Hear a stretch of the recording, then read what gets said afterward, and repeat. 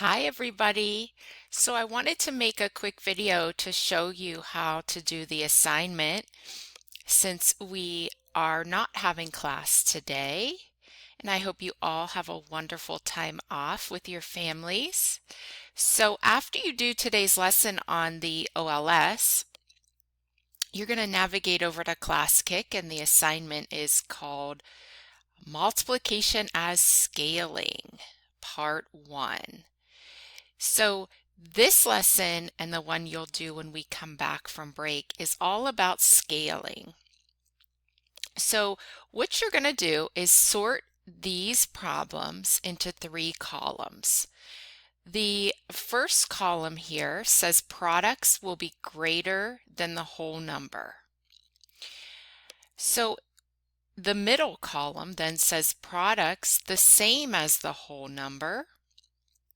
And then the third column says products less than the whole number. So if I take this first one, for example, it says 5 times 7 sevenths. So you're going to think about the fraction first. 7 over 7 is the same as 1 whole. So it's really just saying 5 times 1. So the answer would be 5. So this one would actually stay in this middle column because the product or answer is the same as the whole number that we started with. Now if I grab another one, let's go with this one here. It says 3.5 times 5. So the product of this, we need to figure out, is it going to be greater than 5, less than 5, or equal to that whole number 5? So even if you solved it, you would get your answer. But we don't have to solve it. We can just look at the other factor here, which is 3.5. And know that if I take 5 times 3.5, my answer is definitely going to be more than 5. It's going to be actually over 15.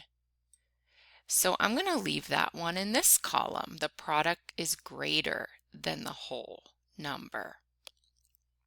And then let's do, this one right here. 3 times 4/6. So notice how I have a proper fraction. It is not improper and it is not a mixed number. So that's telling me that I'm going to take 4/6 of 3. 4/6 of 3. So I'm going to end up with an answer less than 3 or less than what we started with. So our product will in fact be less than the whole number. So you're going to try that out and you're going to do all the other ones up here that you can drag and drop. Okay, then when you're done with that, you're going to go to slide 2. And this one's the same thing, only this time you're going to use greater than symbol, less than symbol, or equal to symbol to make a comparison. So for example, if we look at the first one here, it says 8 times 6/5. Now the first thing I think when I see 6/5 is this is more than 1. It's more than 5 out of 5. So my answer is going to be more than 8 if I solved it, because I'm taking 1 1/5 of 8. Now if I go down to the next one, it says 6 times 2 1/4. So again, this factor is more than 1, so my answer will be more than the whole number 6, or the number that we started with. So that will be greater than as well. And you could type these in. I'm just using a pen. Now the next one is 9/10. This is less than 1, right? 9 out of 10. And I'm going to multiply that by 9. So I'm taking 9/10 of 9.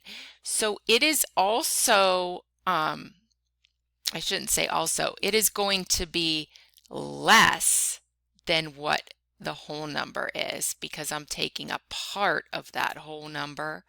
I'm taking 9/10 of it. So the rule of thumb here is if you're multiplying by a fraction bigger than 1, your answer is going to be more than what you started with. If you are multiplying by a fraction that is equal to 1, then your whole number will be equal to what you started with, such as this last one over here. And if you multiply by a fraction that is less than 1, like 2/10, then your answer is going to be less than what you started with. So try that out and we'll see how you do when we come back. Have a great holiday, everybody. Bye-bye.